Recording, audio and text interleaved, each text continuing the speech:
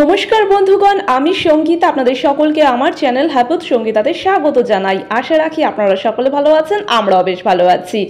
আজ হলো সোমবার 20শে মে, আর এখন ঘড়িতে বেজে গিয়েছে দুপুর 3:30। ঠিক এখন থেকেই আমি আমার ব্লগটা স্টার্ট করে দিলাম। সো এখন আমরা বেরিয়ে যাচ্ছি ভোট দিতে।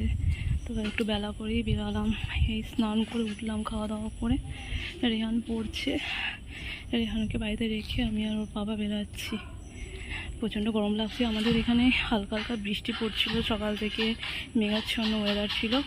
বাট বেলা যত বাড়ছে রোদের তাপ আস্তে আস্তে বাড়ছে। তো চলো বেরিয়ে পড়ি।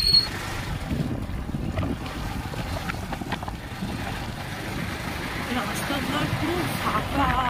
আজ এই ভোটের দিনটিতে আমাদের সিঙ্গুরের এলাকাটি প্রায় জনশূন্য বলা যেতেই পারে। তবে কিনা হাতে গোনা দুই একজন পথে বেরিয়েছে বটে, তাও আবার তাদের মধ্যে কেউ বা যাচ্ছেন ভোটার কেন্দ্রের দিকে ভোট দিতে, নয়তো বা কেউ আবার ভোট দিয়ে ফিরছেন বাড়ির পথে। এর বাইরে সেইভাবে আজ আর বিশেষ কাউকে তেমন ভাবে পথে ঘাটে ঘুরে বেড়াতে দেখাই যাচ্ছে না। আজ আমি আমার জীবনে প্রথমবার আমার গণতান্ত্রিক অধিকারটি দিতে চলেছি, তাও আবার আমাদের সিঙ্গুরের ডিগ্রি কলেজটিতে। আমাদের ভোটার কেন্দ্রটি হচ্ছে সিঙ্গুরের ডিগ্রি কলেজ। তো আমরা আমাদের ভোট কমপ্লিট করে দিয়েছি, এই যে ভোট দিয়ে চলে এসেছি। এখন বাড়ি যাচ্ছি, চারিদিকে পতাকা ছেয়ে গেছে। চলো বাড়ি থেকে মনে করো গরম লাগছে। দীর্ঘ 13টা বছর ধরে আমার অস্তিত্বের লড়াইয়ে আজ আমি জয়ী।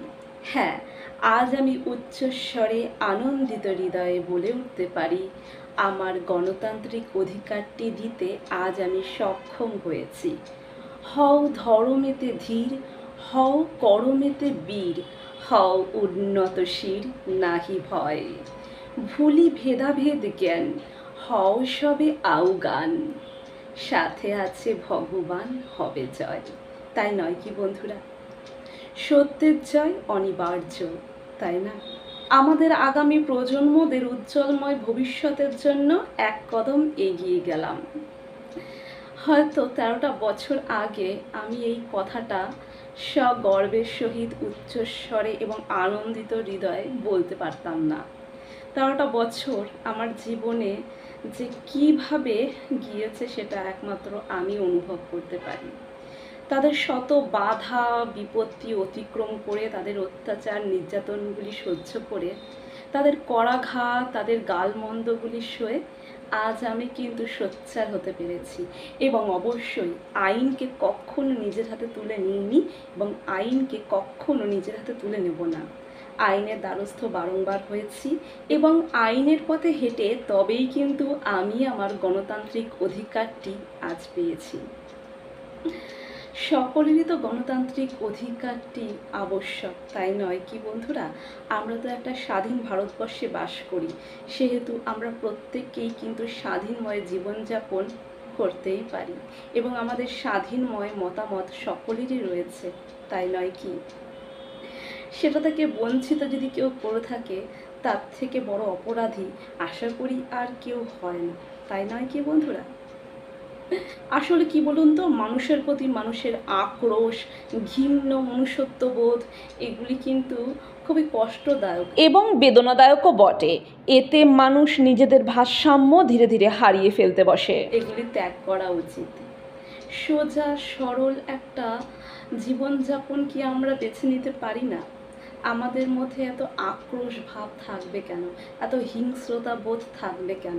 তাই নয় কি? কুটিলতা জটিলতা আসবে কেন? কি করে বোঝাবো? 5টা আঙুল যেমন সমান হয় না, 5টা মানুষও কিন্তু সমান হয় না। 5টা মানুষের 5 রকম চিন্তা ভাবনা, 5 রকম বুদ্ধি, 5 রকম মানসিকতা থাকে। তো যাই হোক, কিছু কিছু মানুষের মধ্যে মানসিকতা বোধটুকু থাকে, আবার কিছু কিছু মানুষের মধ্যে পশুবৃত্তের থেকে ভয়ানক বোধটুকু যখন জাগ্রত হয়, তখন যে কখন কার ক্ষতি করে বসে তারা বুঝতেই পারে না। এবং এই ক্ষতি করতে করতে কখন যে আইনকে হাতে তুলে নেয় কি আর বলবো, হাসি পায়, বড্ড হাসি পায়। তাদের এইরকম ভাবভঙ্গি দেখে না বড্ড হাসি পায়। যাই হোক, তারা তাদের মতন করতে থাকবে, আর আমি আমার পারিবারিক যে আভ্যন্তরীণ শিক্ষাগুলি রয়েছে আমার রন্ধে রন্ধে, সেই শিক্ষা দিয়েই আমি আমার পথটি সচল করে আমি এইভাবে এগিয়ে যাব। এবং আপনারা সকলে আমার পাশে থাকবেন কিন্তু বন্ধুরা, আশা করি নিশ্চয়ই থাকবেন।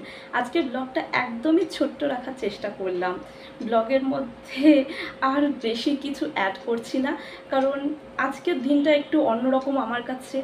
আমার সফলতা এবং আমার যে এই অধিকারটা, মানে গণতান্ত্রিক অধিকারটি যে আমি আজকে অর্জন করতে পেরেছি, এটা যে কি আনন্দ আমার আজকে, আপনাদেরকে মানে বলে বোঝাতে পারছি না বন্ধুরা।